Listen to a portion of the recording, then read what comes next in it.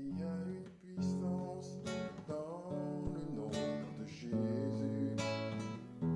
Il y a une puissance dans le nom de Jésus. Briser les chaînes, briser les chaînes, briser les chaînes. Voilà, bonjour frères et sœurs, Jean-Marc Bali, serviteur de l'Éternel. Je viens devant vous pour une vidéo pour compléter en fait la vidéo qu'on avait faite la première fois qui concerne la Nouvelle Alliance, pour clarifier ce que c'est que la Nouvelle Alliance en fait par rapport à l'Ancienne Alliance et puis parcourir un peu certains points complémentaires par rapport à ce qui a été dit précédemment. Alors, on va d'abord prier et puis ensuite revenir sur ce qui a été dit à titre de rappel et puis continuer et terminer le message actuel. Voilà. Père, je te rends grâce, je te bénis, je te remercie, je te rends grâce parce que tu es un Père puissant, parce que tu es le Tout-Puissant, le Seigneur des Seigneurs, le Roi des Rois. Père, je te remercie pour cette opportunité que tu me donnes de parler de ta nouvelle alliance, qui est vraiment la promesse qui est faite à tous ceux qui marchent avec ton Fils Jésus-Christ. Merci Seigneur pour ta grâce. Je bénis tous ceux qui suivent cette vidéo et qu'ils soient bénis, que la main du Seigneur soit sur eux et que la grâce du Seigneur soit sur eux, au nom puissant de Jésus-Christ. Je prends autorité maintenant contre tout esprit impur, toute entité spirituelle diabolique cherchant à s'opposer à cette vidéo, tout esprit diabolique qui voudrait agir pour s'opposer à la diffusion de l'évangile de Jésus-Christ et au salut des hommes. Je vous commande, esprit impur, de quitter ces lieux maintenant, sans retour, sans délai, pour les lieux arides, au nom puissant de Jésus-Christ. Amen. Voilà, alors, comme je vous ai dit tout à l'heure en introduction, ce message est la suite du message précédent donc sur la Nouvelle Alliance. Et la Nouvelle Alliance, en fait, dans le message précédent, nous avions parlé de la loi mosaïque comme étant une loi qui n'était pas en mesure d'effacer les péchés des hommes, parce que ce qui est prescrit dans les lois mosaïques en cas de péché, puisque le gros problème de l'homme, c'est le péché, n'est-ce pas? C'est ce qui met une séparation entre Dieu et l'homme. Donc ce péché-là, dans la loi mosaïque, il était prévu qu'il soit traité avec un sacrifice le sacrifice d'un animal. Un agneau, ça peut être un holocauste, enfin différents types de sacrifices, spécialement dans le livre du Lévitique et d'autres, où on explique comment faire les sacrifices spécifiquement en cas de péché. Donc l'animal en question, le sang de l'animal en question était censé effacer, n'est-ce pas, le péché. Et Paul nous révèle dans le livre des Hébreux qu'effectivement, ce n'était pas le cas, les péchés n'étaient pas effacés en fait, et que le seul sang capable d'effacer les péchés, c'est le sang de l'agneau de Dieu, qui est le Christ. Et à partir de ça, Dieu va avoir à cœur de changer l'alliance, c'est-à-dire la première alliance n'étant pas efficace, n'emmenant pas les hommes au salut, parce qu'ils sont pécheurs, et que les pratiques de la loi mosaïque ne les emmènent pas à la purification. Donc il fallait donc un nouveau sang qui soit versé, le sang du Christ. Et là, effectivement, donc on peut accéder au salut, on peut accéder à la vie éternelle et on peut accéder à tout ce qui est prévu dans cette nouvelle alliance. D'accord ? Donc on avait parlé de ça, on avait parlé aussi du fait que Jésus, qu'il avait eu 2 ministères. Son premier ministère, c'était, je pense qu'il a plusieurs ministères, hein, mais son premier ministère, c'était de venir mourir sur la croix pour offrir ce sang, donc rendre disponible le sang, et donc permettre que le salut soit accessible aux hommes. Donc le salut étant accessible aux hommes du fait que, rappelez-vous les paroles du Christ, hein, tout est accompli.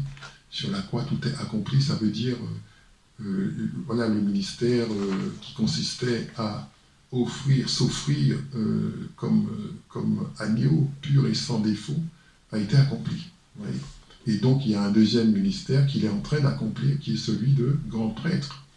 Le grand prêtre, donc le grand sacrificateur. Donc il y a un grand sacrificateur aujourd'hui, qui est Jésus-Christ de Nazareth, qui est le grand sacrificateur qui a offert son sang pour le péché une fois pour toutes. Donc ce sacrifice a eu lieu une seule fois, il n'est pas, n'est-ce pas, répété. Donc c'est quelque chose qui a eu lieu une fois pour toutes. D'accord ? Ensuite, on a vu le Saint-Esprit, une fois que Christ est parti, dans la parole, il est dit que Christ est monté aux cieux, n'est-ce pas ? Il est monté, il est parti.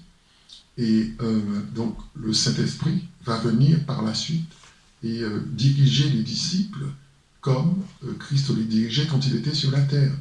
Donc diriger les disciples, ça veut dire leur donner des directives, des avertissements, les pousser dans des directions ou d'autres, et révéler des décisions que Dieu a prises de façon à ce qu'eux les appliquent et qu'ils apprennent à marcher selon les disciples. Tous les disciples, on va faire ça, hein, tous les vrais disciples de Jésus-Christ doivent apprendre à marcher selon l'Esprit, donc à entendre de l'Esprit, ne pas écouter n'importe quelle voix, et pour éviter les erreurs, évidemment, parce qu'il y en a un qui aime induire en erreur les enfants de Dieu, c'est le malin qui est toujours là. Donc effectivement, il faut apprendre à reconnaître la voix de Dieu, la voix du Christ, parmi toutes les voix, par le Saint-Esprit. Les brebis écoutent ma voix, dit la parole. Et donc l'importance du Saint-Esprit qui prend le relais. Donc le Saint-Esprit, en fait, vient aussi pour vivifier. Il est écrit que la lettre tue et que l'Esprit vivifie. Donc, ce qui était mort avant parce qu'il n'y avait pas d'esprit, vit maintenant par l'esprit. Donc, l'esprit nous apporte la vie, nous communique la vie de Dieu. D'accord ? Voilà, donc on avait vu ça, et puis on avait vu par rapport à la loi mosaïque, que reste-t-il de la loi mosaïque ? Est-ce qu'on peut dire que la loi peut être abandonnée ? Est-ce qu'on peut dire que la loi peut être abolie ? Non. La loi n'est pas du tout abolie, la loi a simplement été, comment dirais-je, pourvue d'un complément indispensable qui est celui du Christ et qui est toujours en vigueur. La loi est toujours en vigueur, hein, frères et sœurs. Hein. Simplement, ceux qui respecteront la loi, c'est ceux qui sont en Jésus-Christ. Il apparaît qu'on ne peut pas respecter la loi en suivant la liste de règles prescrites. On ne peut respecter la loi que par l'acceptation de Jésus-Christ et croire en Jésus-Christ, marcher avec Jésus-Christ et demeurer en Jésus-Christ.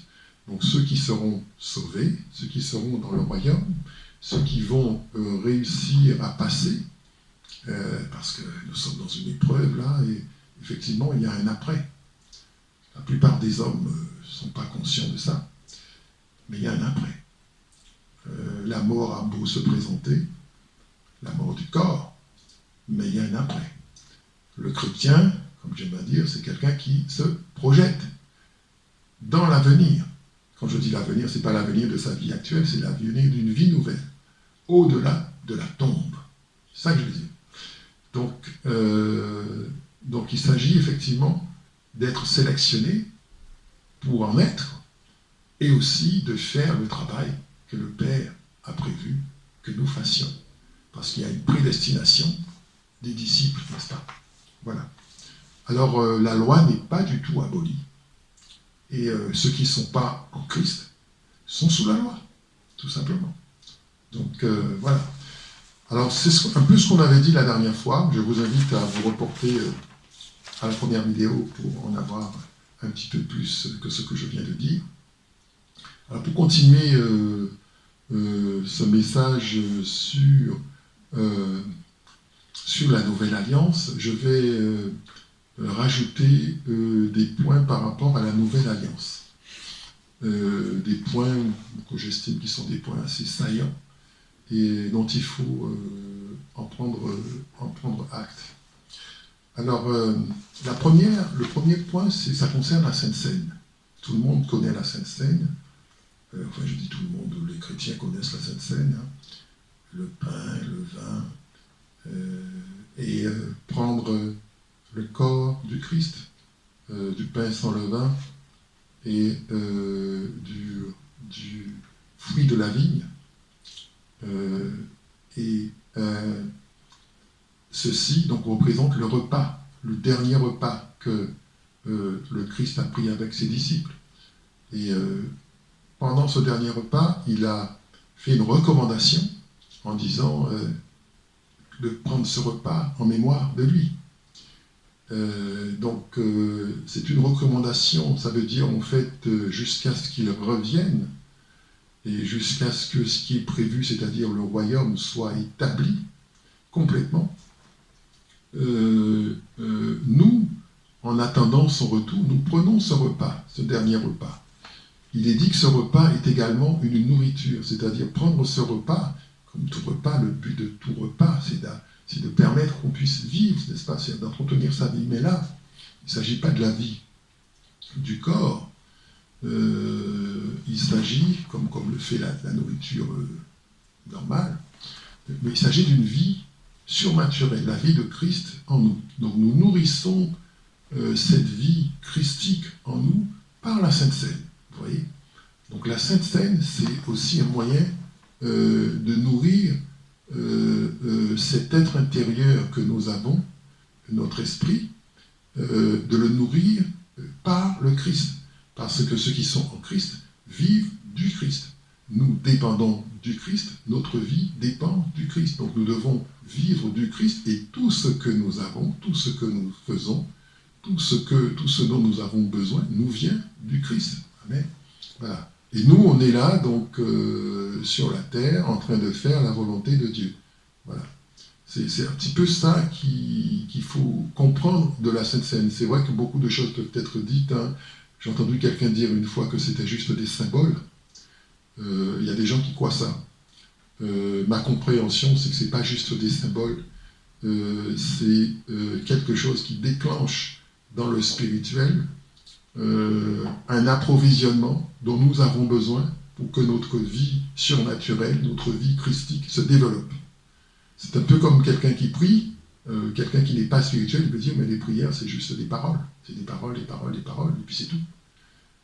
Non, ceux qui sont spirituels, les hommes et les femmes spirituels, savent que les prières peuvent atteindre le cœur de Dieu et déclencher l'activité de Dieu suite à ces prières-là. Donc, tout chrétien né de nouveau et dans la Nouvelle Alliance doit faire cette expérience-là. Je vais lire un passage un peu pour illustrer ce que je dis.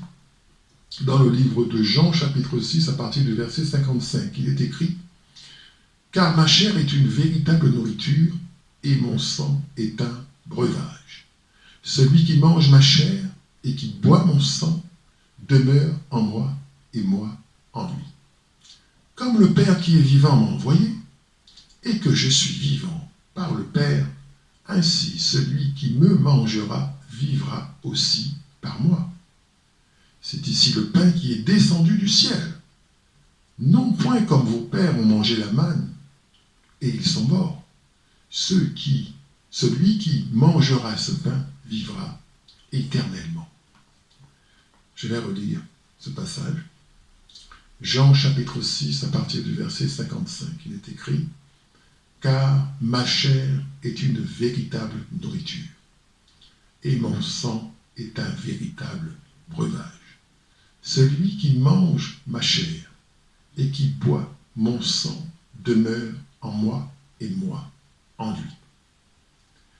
Comme le Père qui est vivant m'a envoyé et que je suis vivant par le Père, ainsi celui qui me mangera vivra aussi par moi. C'est ici le pain qui est descendu du ciel, non point comme vos pères ont mangé la manne et ils sont morts. Celui qui mangera ce pain vivra éternellement. » Voilà. Donc Christ ici décrit ce qu'il va faire à la croix. Mais, vous voyez, là, on est dans la Sainte Seine, et Christ n'est pas encore mort à la croix. La Sainte Seine a lieu avant la croix, d'accord? Très peu de temps avant la croix, avant la crucifixion. Et donc, il explique ici qu'il va offrir son corps, il va offrir son sang, mais que cela va être une nourriture pour eux. Alors, ce n'est pas du cannibalisme. Il ne s'agit pas de prendre ça de façon charnelle. Non, c'est véritablement une action spirituelle qui est en train d'être décrite ici par le Christ. C'est-à-dire qu'en prenant cette nourriture représentée par ce pain sans levain qui représente sa chair et ce fruit de la vie qui représente son sang, on est en train de déclencher quelque chose de surnaturel qui va faire que la vie de Christ en nous va se développer. Donc il est nécessaire de nourrir notre être intérieur avec, n'est-ce pas, cette obéissance-là à la Sainte Seine qui nous a été demandée spécifiquement par le Christ. Vous voyez. Donc ça c'est quelque chose d'important qu'il faut comprendre. Donc un chrétien né de nouveau doit comprendre qu'il a besoin de la Sainte Seine comme nourriture spirituelle. D'accord? Ensuite, par rapport à un autre point qu'on peut dire pour la Nouvelle Alliance et qui est valide dans la Nouvelle Alliance, donc c'est des points, comme je disais, qui sont saillants, ce pas les seuls points, mais c'est des points importants, très importants, c'est par rapport à tout ce qu'on peut croire au niveau de l'impunité du chrétien. On dit, voilà, tout a été accompli à la croix. Il y a des gens qui disent, Christ en moi, tout a été, voilà, il n'y a pas de problème, une fois que j'ai Christ, je n'ai aucun problème, etc. Je pense que c'est excessif comme interprétation de la parole. En fait, non, il y a des exigences. Et quand on est disciple, on ne marche pas n'importe comment. Quand on est disciple de l'Éternel, on ne marche pas n'importe comment. On essaie de marcher selon l'Esprit. Alors là, je vais vous décrire un cas dans le livre des Actes des Apôtres, où un homme a délibérément menti au Saint-Esprit. Et il a menti alors qu'on ne lui demandait rien. Et nous allons voir ce que Dieu va faire suite à ce mensonge de l'homme. D'accord ? Alors il s'agit de l'histoire bien connue d'Ananias et de Saphira dans le livre des Actes, acte 5. Mais Pierre lui dit, donc au verset 3, il est dit, mais Pierre lui dit, Ananias, comment Satan s'est-il emparé de ton cœur jusqu'à t'inciter à mentir au Saint-Esprit et à soustraire une partie du prix de la possession? Verset 5. Et Ananias, entendant ces paroles, tomba et rendit l'esprit, ce qui causa une grande crainte à tous ceux qui en entendirent parler. Donc ça, qu'est-ce que c'est? On est du temps des Actes des Apôtres, et en ce temps-là, les gens, les apôtres, enfin tous ceux qui suivaient les apôtres, vendaient leurs propriétés parfois, et puis mettaient le fruit de la vente à disposition des frères et sœurs. Donc c'était vraiment une vie à cœur ouvert et avec le Seigneur. Effectivement, beaucoup de choses se passaient, la puissance de Dieu se manifestait. Vous voyez. Et puis Ananias, il a vu ça, il a entendu ça, il a dit, bon, mais moi aussi je vais faire la même chose, je vais vendre ma propriété. Mais il a retenu une partie du prix de la propriété. Donc quand Pierre lui demande, écoute, est-ce que c'est à ce prix-là que tu as vendu la propriété? Lui, il va répondre, il a dit oui, il va mentir, alors qu'il a gardé une partie de la somme pour lui. Et puis il s'est mis d'accord avec sa femme pour ça. Ils se sont mis d'accord, ils ont vendu leur propriété et ils ont gardé une partie, n'est-ce pas, de l'argent pour eux. Voilà. Et la sentence va être radicale. La sentence va être radicale. Le Saint-Esprit va le tuer. Ouais.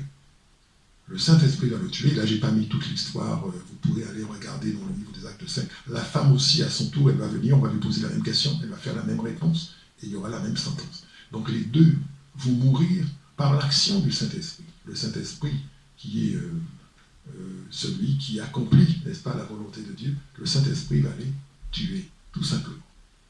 Donc il y a des exigences, il y a des choses qu'on ne peut pas faire. C'est-à-dire mentir délibérément à Dieu, mentir délibérément au Saint-Esprit. En fait, Ananias, il a vu les gens offrir leur propriété comme ça, et il s'est dit qu'il va se mettre en valeur aussi, et qu'il va à ce titre montrer comment il est généreux devant tout le monde. Et donc en fait, il ne fait pas ça pour glorifier Dieu, il fait une offrande pour se glorifier lui, d'accord? C'est ça le problème en fait. Et alors que personne ne lui attendait de faire ça, mais il fait ça pour se glorifier lui. Et s'il y a une personne, frères et sœurs, à laquelle on ne peut pas mentir, c'est Dieu. Je peux mentir à mon conjoint, qui dort à côté de moi tous les jours, je peux mentir à mes enfants, je peux mentir à mes amis, je peux mentir à tout le monde, mais s'il y a une personne à laquelle je ne peux pas mentir, c'est l'Éternel. Et l'Éternel, c'est quelqu'un. C'est un esprit, mais c'est quelqu'un. D'accord? Quand on a une relation avec quelqu'un, la relation peut se briser. Si on va trop loin. Oui. Si on va trop loin. Si on se comporte trop mal, le Seigneur peut se retirer. D'ailleurs, le Saint-Esprit peut être attristé par nos paroles. Le Saint-Esprit peut être attristé par nos comportements, nos réactions, nos pensées. Le Saint-Esprit, c'est tout. Et la relation à Jésus-Christ, c'est aussi ça, un point central de la nouvelle alliance. C'est une relation qu'on a avec notre Dieu, et c'est une relation qu'il faut entretenir convenablement. On ne peut pas venir devant son ami qui pourvoit à tout dans notre vie, qui nous connaît de A à Z, et commencer à lui mentir délibérément, sans que ça ne lui fasse rien. Donc effectivement, il y a des gens comme ça, parce que les gens croient que le salut ne peut pas se perdre. Le salut peut se perdre. Le salut peut se perdre. Nous pouvons être l'artisan de la perte de notre propre salut. Et voilà. Donc ça veut dire qu'il faut continuer à marcher convenablement avec le Seigneur. Donc c'est pour tordre le cou un peu à des croyances comme quoi tout est accepté, tout est possible, on peut tout faire avec Christ, le gentil petit Jésus, Jésus accepte tout. Non, c'est pas vrai, c'est pas vrai du tout. Le salut, ça a coûté à Jésus. Ouais. Jésus, c'est quelqu'un qui est mort sur une croix, mais dans l'humiliation. On ne le montre pas, mais en fait, Jésus était nu. Hein? Jésus a été crucifié nu, avec une foule démonisée autour de lui. Tout particulièrement des gens qu'il a aidés, qu'il a aimés, et pour qui il a fait des miracles, etc. Et qui se sont retournés tous contre lui, même ses disciples. Donc, vous comprenez bien qu'il y a la grâce, mais la grâce a une limite. Je pense qu'il faut collaborer avec le Saint-Esprit. Il faut, voilà, quand on sait qu'on a fait une erreur, qu'on a fait une faute, d'autant plus qu'on a le sang de Christ pour nous pardonner. C'est ça qui est terrible. On a le sang de Christ qui est là, qui est disponible. Donc effectivement, celui qui sincèrement se repent peut être pardonné. Ce n'est pas quelque chose d'automatique. Attention. Il ne faut pas faire le calcul en disant « je vais pécher et puis le Seigneur va me pardonner ». Non. Non. Non. Le péché, ça doit être quelque chose, qui est lié à nos limitations charnelles, que le Seigneur comprend, puisqu'on est disciple. Mais il y a des choses où on peut manifester de la méchanceté, de la malhonnêteté vis-à-vis de Dieu, et qui va faire qu'il va nous rejeter. Vous voyez ? Voilà. Alors, le Seigneur est tout-puissant. Il fait ce qu'il veut. Et il peut dire oui. Il peut aussi dire non.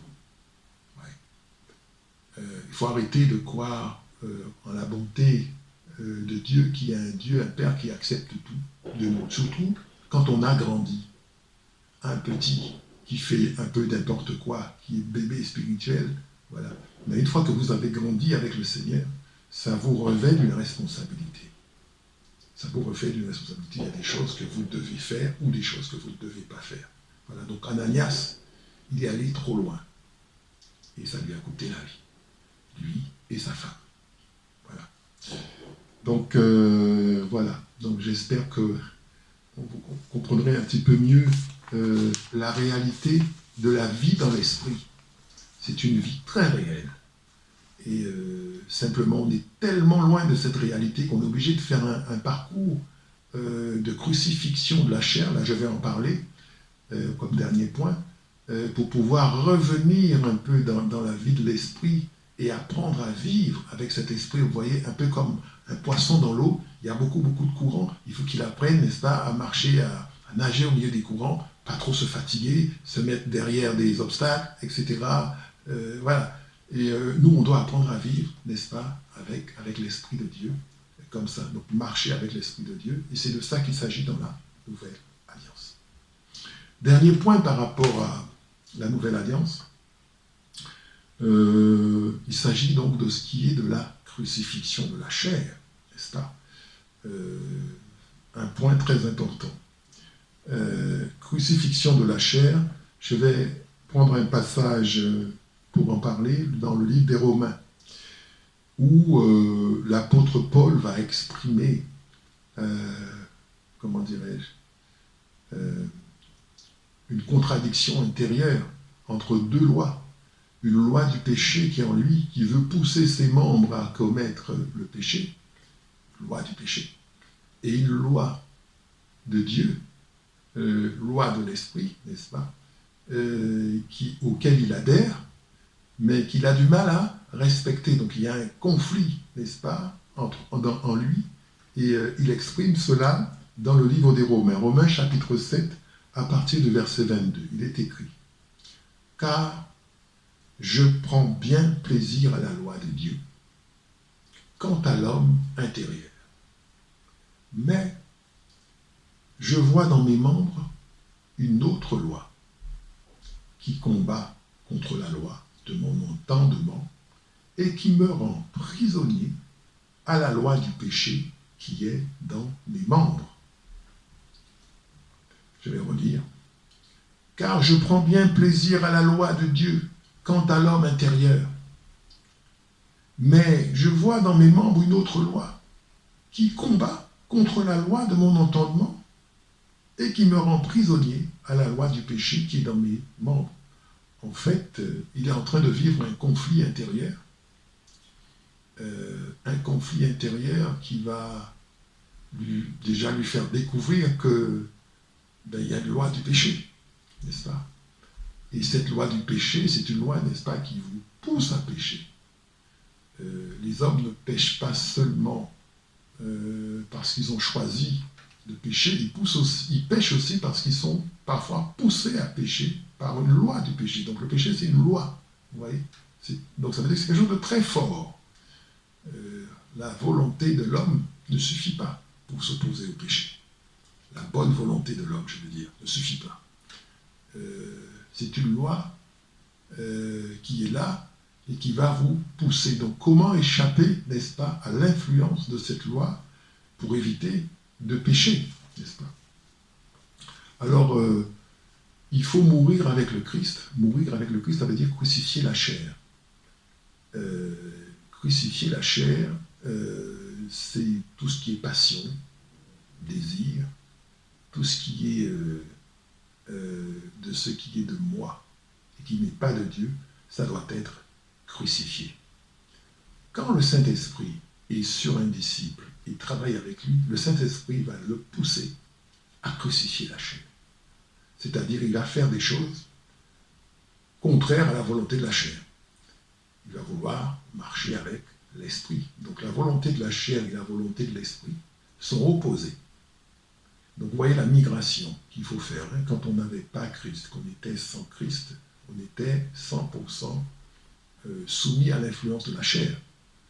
C'est pour ça que quand un païen vous parle, vous devez comprendre qu'il n'a pas le Saint-Esprit, qu'il ne peut pas voir les choses comme vous, parce qu'il n'a pas le Saint-Esprit. Vous voyez ? Et comme vous avez le Saint-Esprit, donc le Saint-Esprit, vous allez voir la voie que propose l'Esprit. Et vous allez parler autrement, parce que vous avez appris à vous défaire de l'influence, de la loi du péché et de la chair. Vous voyez ? Ça, c'est un principe important aussi pour apprendre à marcher avec l'Esprit et donc crucifier la chair pour marcher avec le Seigneur, pour être capable. Donc ceux qui n'ont pas crucifié la chair ne peuvent pas marcher avec le Seigneur. Vous voyez ? Il y a un autre passage intéressant, Galates chapitre 5, verset 24. Ceux qui sont à Jésus-Christ ont crucifié la chair avec ses passions et ses désirs. Si nous vivons par l'Esprit, marchons aussi selon l'Esprit. Donc c'est une chasse au péché. C'est une chasse au péché. Il s'agit de purifier à tous les niveaux.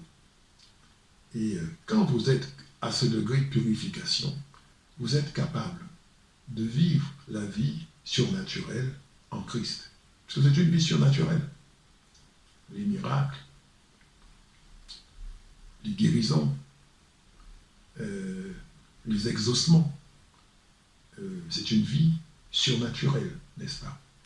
C'est vers ça que nous allons. Ce n'est pas de la tradition, ce n'est pas des habitudes familiales ou autres. Je suis chrétien parce que mon papa était chrétien, parce que mon grand-père était chrétien. Non, chaque personne aura à agir pour son propre compte. Et il sera jugé en fonction de ce que lui, il aura fait, de ce que lui, il aura dit, de la manière dont lui, il aura agi. Vous voyez ? Donc ça, c'est extrêmement important. Cette nouvelle alliance en Jésus-Christ nous revêt d'une responsabilité, comme je disais, n'est-ce pas ? Autre passage important, et là j'en terminerai, 1 Jean chapitre 3, verset 9.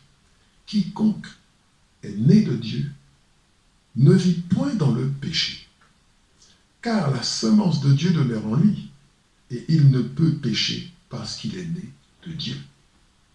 Vous voyez ? Donc le péché, je vais redire. Quiconque est né de Dieu ne vit point dans le péché, car la semence de Dieu demeure en lui, et il ne peut pécher parce qu'il est né de Dieu. Ne vit point dans le péché, ça veut dire qu'il ne faut pas faire du péché, vivre délibérément de le péché. Ça veut dire des gens qui vivent par exemple dans l'adultère et qui se disent chrétiens. Ça ne peut pas marcher. Des gens qui sont qui volent ou qui dérobent et qui se disent chrétiens de façon régulière, ça ne peut pas marcher.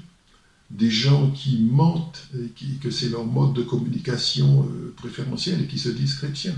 Ça ne peut pas marcher, n'est-ce pas ? Non. Il s'agit véritablement de vivre une vie de pureté, de sanctification. Et il va falloir s'opposer à tout ce qui s'oppose à ça, c'est-à-dire la chair et aussi la partie qu'on n'a pas évoquée aujourd'hui, qui sont les esprits impurs, le monde des ténèbres. Parce que quand on n'est pas dans la désobéissance vis-à-vis de Dieu, nos prières sont exaucées. Nos prières sont exaucées. Ce que nous demandons se fait, n'est-ce pas? Nous détruisons les œuvres du diable et nous faisons tout un tas de dégâts dans le monde des ténèbres. C'est la raison pour laquelle ça peut être les forces du mal aussi peuvent se mêler à cette tentative de purification que vous voulez faire et à laquelle vous voulez aboutir. Voilà. On en parlera dans un message qui s'en vient. Je vous remercie de votre attention. Je vous bénis tous dans le nom puissant de Jésus-Christ. Que le Seigneur vous bénisse, que le Seigneur vous accorde sa grâce, sa paix.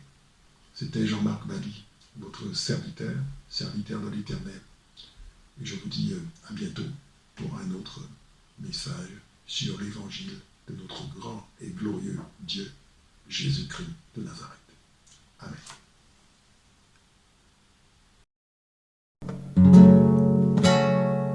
Il y a une puissance dans le nom de Jésus. Il y a une puissance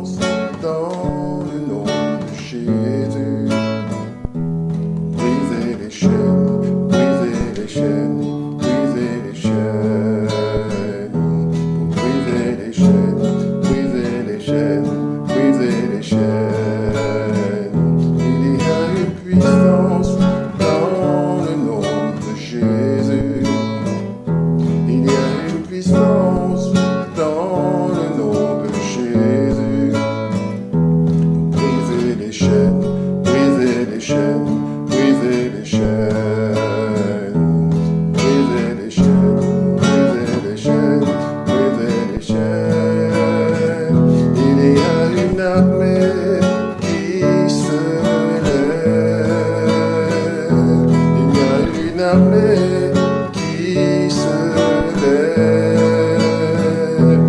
Briser les chaînes, briser les chaînes, briser les chaînes. Briser les chaînes, briser les chaînes, briser les chaînes. Il y a une armée qui se lève. Il y a une armée qui se lève. Briser les chaînes, briser les chaînes, briser les chaînes. Briser les chaînes, briser les chaînes, briser les chaînes. J'entends les chaînes tomber.